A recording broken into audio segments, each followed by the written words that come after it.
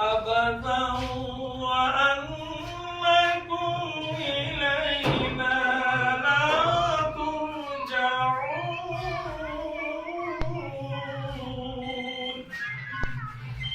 فتعالى الله الملك الحق لا إله إلا هو رب لا إله إلا هو رب العرش الكريم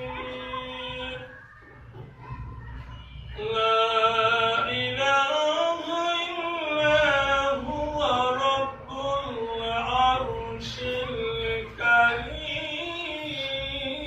الكريم صدق الله العظيم এই জন্য দেখা যায় যে আমাদের খাওয়া খাওয়াটা আলু মানে যাদের ডায়াবেটিস আছে এরা ডায়াবেটিসের নিয়ম মানে বলে যারা সাধারণ যাদের আয়ু বড় আয়ু তাদের আমাদের কিছু নিয়ম আছে যেগুলো আমরা জানি যে নিয়মগুলো মানতে আমাদের চলাফেরার মাঝে অনেক ভুল থাকে যেগুলো আমরা জানি না যে এটা ভুল আর এই ভুলের কারণে আমরা কিছু সমস্যায় পড়ে যাই আমার এখানে মূল তিনটা বিষয়ের কথা উল্লেখ করা হয়েছে গ্যাস ডায়াবেটিস এবং হাই প্রেশার এই তিনটার একটাও কিন্তু কোনো রোগ নাই রোগ হইলে তার চিকিৎসা হবে চিকিৎসা করে এটা কমপ্লিট সমাধান করা যাবে কিন্তু একটা কোনো রোগ নাই এটা হচ্ছে আমাদের চলাফেরার মাঝে তো ভুল হয় সেই ভুলের কারণেই কিন্তু আমরা এই বিপদে পড়ে যাই এখন আমরা সেই ভুল থেকে বেরিয়ে আসতে পারি তাহলে সমাধান হয়ে যাবে এখন আমাদের আগে বুঝতে হবে আমি প্রথমে ডায়াবেটিস নিয়ে প্রথমে আমাদের বুঝতে হবে যে ডায়াবেটিসটা কি ডায়াবেটিসটা হলো আপনারাও জানেন ডায়াবেটিসটা হচ্ছে সুগারের অবকাশ মানব দেহে যখন সুগারের পরিমাণটা বেড়ে যায় অথবা সুগারের সঠিক বর্ষণটা হয় না তখন সেটাকে ডায়াবেটিস বলা হয় তাহলে এই সুগারের অপব্যবহারটা কিভাবে হলো আমাদের দেহে প্যানক্রিয়াস নামক একটা আছে এখানে আমি আগে একটু বলে রাখি হ্যাঁ আমাদের মানব দেহের যে কোষ আছে না কোষ দেহের কোষের ভিতরে যেমন এই ঘরটা তৈরি হয়েছে ইট দিয়ে আমাদের মানব দেহ তৈরি হয়েছে কোষ দিয়ে একটা একটা কোষ সাজিয়ে সাজিয়ে বিভিন্ন অঙ্গ প্রত্যঙ্গ দেহ তৈরি হয়েছে এই কোষকে ভাঙলে পরে যেমন ইট ভাঙলে ভিতরে বালি পাওয়া যাবে মাটি পাওয়া যাবে পলি পাওয়া যাবে আরো অনেক ধরনের কিছু পাওয়া যাবে ইলেকট্রন প্রোটন নিউট্রন তো মানব দেহের কোষকে ভাঙার পরে কোষের ভিতরে কিন্তু অনেক যন্ত্রপাতি আছে ছোট ছোট হ্যাঁ নিউক্লিয়াস আছে নিউক্লিয়াস আছে সেন্ট্রিওল আছে সেন্ট্রোসোম আছে প্রোটোপ্লাজম আছে এন্ডোপ্লাজমিক জালিকা আছে তার ভিতরে মাইটোকন্ড্রিয়া নামের একটা পার্ট যে মাইটোকন্ড্রিয়াটা হচ্ছে আমাদের দেহের পাওয়ার ওখান থেকে আমাদের শক্তি তৈরি হয় বিদ্যুৎ তৈরি হয় যদি পাওয়ার শক্তি বিদ্যুৎ না থাকে তাহলে সব কিছু আছে নিউজ পাওয়ার আছে না ফ্যান সবই আছে আমাদের দেহের যে পাওয়ার হাউসটা এই তার নাম হচ্ছে মাইটোকন্ড্রিয়া এই মাইটোকন্ড্রিয়ার খাবার হচ্ছে দুইটা একটা হচ্ছে অক্সিজেন আর একটা ইনসুলিন সবাই একটু মনোযোগ দিয়ে শুনেন মাইটোকন্ড্রিয়ার খাবার হচ্ছে একটা অক্সিজেন আর একটা ইনসুলিন তাহলে অক্সিজেন আমরা বাতাস থেকে পাই আমরা যে নিঃশ্বাস নিই এতে অক্সিজেন আছে এই অক্সিজেনটা ফুসফুস থেকে ফিল্টার হয়ে বিভিন্ন নার্ভ সেলের মাধ্যমে প্রত্যেকটা কোষের ভিতরে ওই মাইটোকন্ড্রিয়ার ভিতরে প্রবেশ করে আচ্ছা অক্সিজেন আরেকটা দিক থেকে পাওয়া যায় পানিতে হাইড্রোজেন অক্সিজেন দুইটা মিলে পানি তৈরি পানি থেকে ওই অক্সিজেনটা আমরা ওই মাইটোকন্ড্রিয়ার ভিতরে দিতে পারি আরেকটা কথা হচ্ছে ইনসুলিন এই ইনসুলিনটা তৈরি হওয়ার আমাদের দেহের একটা ফ্যাক্টরি আছে প্যানক্রিয়াস নামের একটা পার্টস আছে যেটা পাকস্থলীর পাশের অবস্থান আমি একটু যদি ক্লিয়ার করতে পারি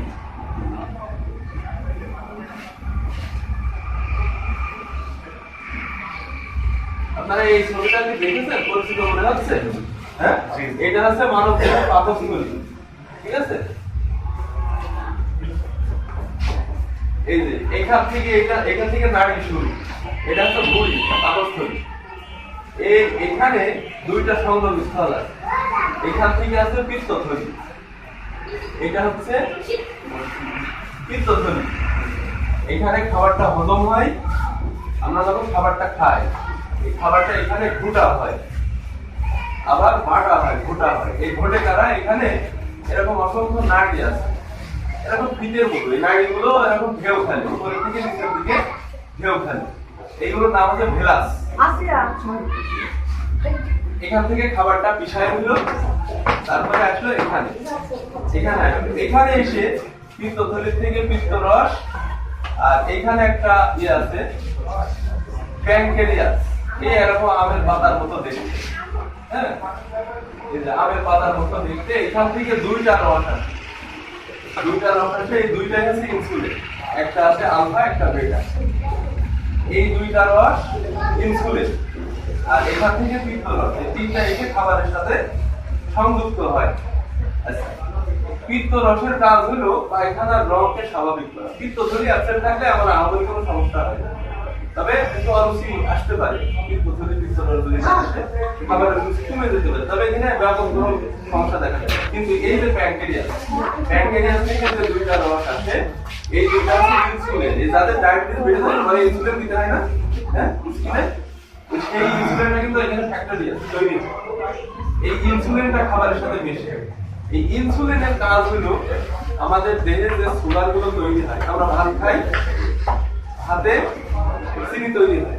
ভাত, রুটি, আলু, শর্করা জাতীয় যেগুলো আছে, হ্যাঁ, বিভিন্ন শস্য দানা, ছোলা, গম, মসুরি, খেসারি যাই বলেন, এগুলো হজম হওয়ার পরে একটু গ্লুকোজ তৈরি হয়, চিনি, মানে চিনির পরবর্তী ধাপ গ্লুকোজ। এই গ্লুকোজ মানে চিনি। এই গ্লুকোজটা আমাদের দেহের কাজে লাগে। এই যে গ্লুকোজটা খাবারের মাধ্যমে তৈরি হচ্ছে, এই গ্লুকোজকে মেইনটেইন করা হচ্ছে এই প্যানক্রিয়াস থেকে যে রসটা আসে, এই ইনসুলিন। যখন এই ইনসুলিনের ঘাটতি পড়ে, তখন ওই গ্লুকোজের অপব্যবহার শুরু হয়, আর সেটাই হচ্ছে ডায়াবেটিস। ডায়াবেটিস হচ্ছে দুই প্রকার, টাইপ 1, টাইপ 2। একটা হচ্ছে ইনসুলিন আধীন রোগ, আর একটা হচ্ছে ইনসুলিন স্বল্প। একটা হচ্ছে এই প্যানক্রিয়াস যদি ইনসুলিন কোনোভাবে না দেয়, প্যানক্রিয়াস থেকে ইনসুলিন তৈরি হচ্ছে না, সেটা হচ্ছে ইনসুলিন স্বল্পতা। এটা হচ্ছে টাইপ 1। এটা বংশগতভাবে বা প্রাকৃতিকভাবে আল্লাহর তরফ থেকে ন্যাচারাল হতে পারে। আর যেটা টাইপ 2, প্যানক্রিয়াস থেকে ইনসুলিন দিচ্ছে কিন্তু এখানে এসে কাজে লাগছে না, এটা হচ্ছে টাইপ 2। এই টাইপ 2টা হচ্ছে অর্জিত, আমরা নিজে অর্জন করে নিয়েছি। কিভাবে? আমাদের চলাফেরার মাঝে ভুলের কারণে, আমাদের খাদ্য অভ্যাসের ভুলের কারণে, বাজে খাবার, বাজে অভ্যাস, হ্যাঁ, যার কারণে। তাহলে এই টাইপ 2টা কিন্তু শতকরা 90 থেকে 95%, টাইপ 1 কিন্তু খুব কম পাওয়া যায়। আগে, আজ থেকে 30 বছর আগে স্যার একটা কথা বলেছেন যে সোয়াবিন তেলের ব্যাপারে। এই সোয়াবিন তেল আমরা আমাদের দেশে প্রচলিত হয়েছে সম্ভবত 30 বছর সামনে। আজ থেকে 30 বছর আগে কয়জনের ডায়াবেটিস ছিল, কয়জন হাই প্রেসারে ভুগেছে, কয়জন স্ট্রোক করে নেগড়ালে ঘরে পড়েছিল, কয়জন রোগী গ্যাসের পরিমাণ খাওয়া লাগতো, একজন। মানে এগুলো ছিল কিন্তু খুব কম, 100টা থেকে 2জন 3জন। এটা হচ্ছে ন্যাচারাল, হ্যাঁ, ন্যাচারাল। যেটা বললাম কি টাইপ 2 ডায়াবেটিস, টাইপ 2 ডায়াবেটিস, যেটা সরি টাইপ 1 যেটা ইনসুলিন স্বল্পতা, প্রাকৃতিকভাবে আল্লাহর তরফ থেকে ব্যাকটেরিয়া দুর্বল হয়ে এখানে রসটা আসছে না, এই ক্ষেত্রে ডায়াবেটিস টাইপ 1। টাইপ 2 আমরা বাজে খাবার এবং বাজে অভ্যাসে অভ্যস্ত হয়ে আজকে টাইপ 2 ডায়াবেটিস আমরা অর্জন করে দিয়েছি। অর্থাৎ এটা আমাদের ভুলের মাধ্যম, ভুলের একটা শাস্তি। এখন আমরা সেই ভুল থেকে যদি বেরিয়ে আসতে পারি, তাহলে ইনশাআল্লাহ ডায়াবেটিস আমাদের থাকবে না। আজকে আপনাদেরকে সেই ভুলগুলো আমি দেখিয়ে দেবো, এবং ভুল করে ফেলেছেন সেটা যে ক্ষতিগুলো হয়েছে সেটা কিভাবে রিকভার করতে পারে আমি সেই পথ দেখানোর চেষ্টা করব। এখন আসেন, এখান থেকে যে প্যানক্রিয়াসের রসটা খাবারের সাথে মিশলো, এরপরে আছে ক্ষুদ্রান্তর, তাহলে নাড়ি ভুলি, এই নাড়ি শুরু। আমি যেহেতু সময় কম তো ব্যাপক আলোচনা আমি করতে পারবো না। এই যে ক্ষুদ্রান্তর শেষ, এখান থেকে বৃহদান্তর, এখানে আসে অ্যাপেন্ডিক্স নারী তাই না? এটা অপারেশন করে একটু কেটে ফেলতে এখান থেকে এই নারীটা ঘুরে এই আছে পায়খানা এই যে বল এই কোলনগুলো আছে ascending descending sigmoid transverse colon আছে এটা রেকটাম তো যাই হোক এখানে এসে খাবারের পুষ্টিগুলো শোষণ হওয়া শুরু হয় এরপরে থেকে এটা নাম হচ্ছে ডিউটেনাম তিনটা রড খাবারের সাথে তারপরে এখানে এসে খাবারের যে পুষ্টি উপাদানগুলো আছে এগুলো শোষণ হওয়া শুরু হয় এখন দেহের যে কোষগুলো আছে এই কোষের প্রত্যেকটা কোষে কোষে খাবারের পুষ্টি উপাদানগুলো পৌঁছায় তাহলে ইনসুলিনটা ওই কোষে কিভাবে বন্ধ হয় পৌঁছাতে বাধা পায় কিভাবে আমাদের যে কোষের ভিতরে যে মাইটোকন্ড্রিয়া আছে বললাম এরকম কেশর মতো দেখতে এখানে যারা সায়েন্সের ছাত্র আছেন তারা হয়তো দেখেছে এরকম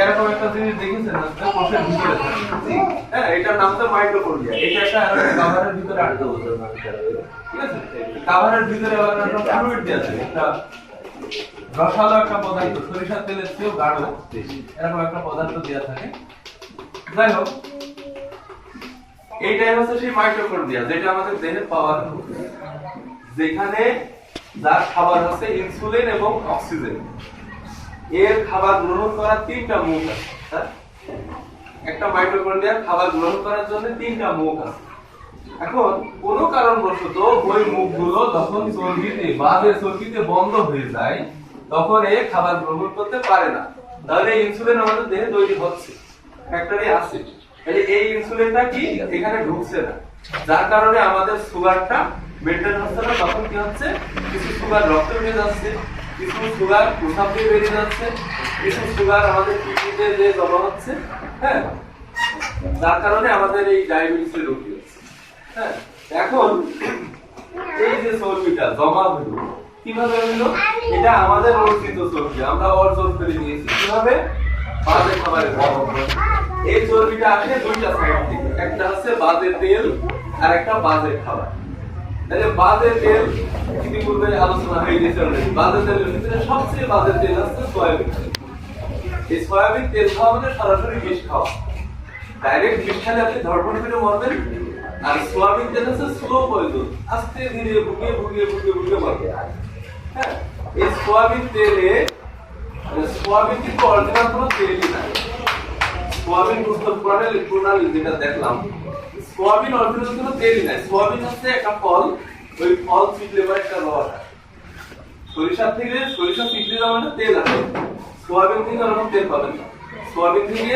আখের রস বা খেজুরের রসের মতো একটা রস আসে ওইটা প্রসেসিং করে তেল বানানো হয় হ্যাঁ আখের রসের থেকে যেমন জাল করে গুড় বানানো হয় ওরকম ওইটাতে জাল দেওয়া হয় ওই রসটা হাইলি টেম্পারেচারে জাল 600-700 ডিগ্রি সেলসিয়াস তাপমাত্রায় জাল দেওয়ার পরে একটা পর্যায় তৈরি হয় গুড়ের মতো এটার কালার থাকে একদম বিশ্রী কালো আলতা কালো এবং ওর স্বাদ থাকে বিকট তিতো একটা স্বাদ তার বিশ্রী একটা গন্ধও থাকে এবার ওইটা ব্লিচিং পাউডার জাতীয় একটা পদার্থ দিয়ে ওটাকে আবার জ্বালানো হয় দিয়ে ব্লিচ করা হয় দিয়ে তারপরে ফিল্টার করা হয় যদি মানে সবচেয়ে সাদা হয়ে গেল সুন্দর এবার ওই যে কিন্তু স্বাদটা নষ্ট করার জন্য ওখানে একটা কেমিক্যাল দেওয়া এই কেমিক্যাল মানে তো বিষ এটা সবাই জানে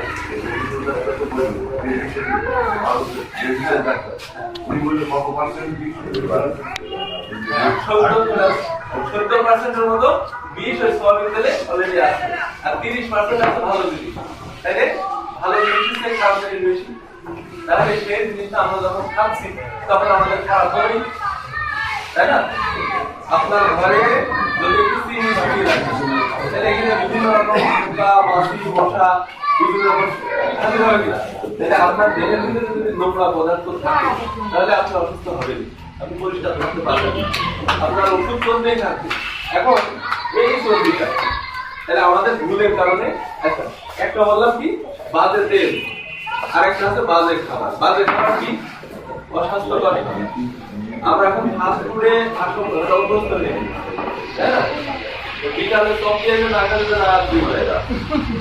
আবার বাসায় মেহমান আসলে এগুলো না দিলে বলতে বোঝে না, বলছে মানে মেহমানদারি বোঝে না। আধুনিক যুগের মানুষ নাই, আধুনিক যুগের মানুষ নাই তো আসলে চপ দিয়ে দেখেন আমাদের কতটা দুঃখ হয়েছে। বাজে যে খাবারগুলো এক কথায় শুকনো খাবার, শুকনো তেলে ভেজে শুকানো এবং তাপে শুকানো, কেক বিস্কিট পাউরুটি এগুলো তাপে শুকানো, আর ওই চপ পেঁয়াজে চানাচুর এগুলো হচ্ছে তেলে ভেজে শুকানো। এই যে রোদের খাবার এগুলো কি দিতে দিয়েছে?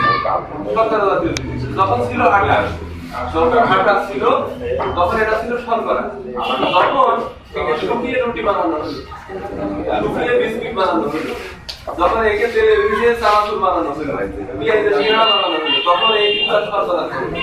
তখন এই গ্লুটেন জাতীয় খাবার।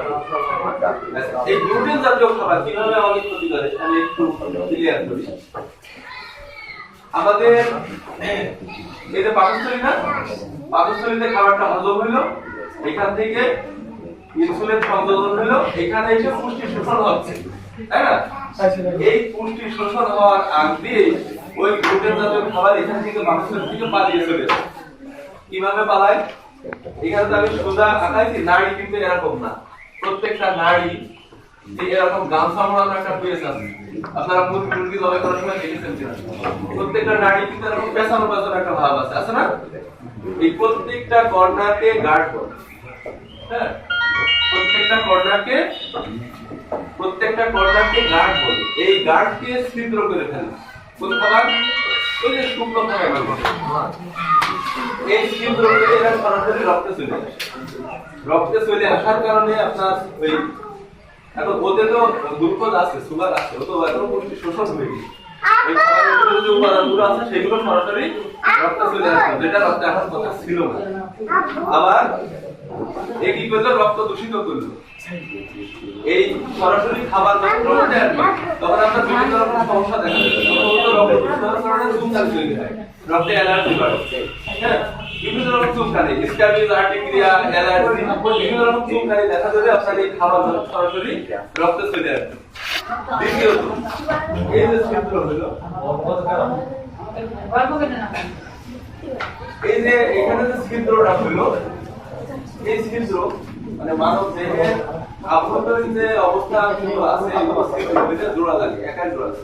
গালের ভিতরে কামড় লাগলে সেলাই লাগে না, একাই জোড়া লাগে। পেটের ভিতরে কোথাও নাড়ি যদি ছিদ্র হয়ে যায় একাই জোড়া লাগে। এখন এটা আজকে ছিদ্র করলো, জোড়া দিল, কালকে ছিদ্র করলো, তাও জোড়া নিল, পরশুদিন ছিদ্র করবে, তাও জোড়া নেবে, কিন্তু একটু দেরি। এইভাবে আস্তে আস্তে এর জোড়া নেওয়ার ক্ষমতাটা হারিয়ে যাবে। তখন কি হবে? এটা একটা ছিদ্র থেকে যাবে, তাহলে এখানে যেখানে একটা ছিদ্র থাকবে সেখানে ঘা হবে। তাহলে পাকস্থলীতে যদি ঘা হয় আমরা কি বলি? আলসার, তাই না? যদি পাকস্থলীতে হয় গ্যাস্ট্রিক আলসার, যদি ডিউডেনামে হয় ডিউডেনাল আলসার, যদি এদিকে এসে হয় পেপটিক আলসার, বিভিন্ন রকম আলসার। তাহলে আলসারের সূত্রপাত বুঝলেন? গ্যাসের রোগীরা একটু ক্যালকুলেশনের গ্যাসের শুরু, অর্থাৎ গ্যাস না হলে তো আলসার হচ্ছে না। এই হচ্ছে গ্যাসের আলসারের প্রথম সূত্রপাত। অর্থাৎ এই বাজে খাবার আমাদের কিভাবে ক্ষতি করছে? পাকস্থলীকে একেবারে ল্যাপস করে দেবে। আস্তে আস্তে এই ছিদ্র হতে হতে পুরো নাড়িতে ছিদ্র হয়ে যাবে, পুরো নাড়িতেই ঘা হয়ে আলসার, তাই না? গ্যাসের সর্বোচ্চ ঘা আলসার। আচ্ছা, তাহলে প্রথমত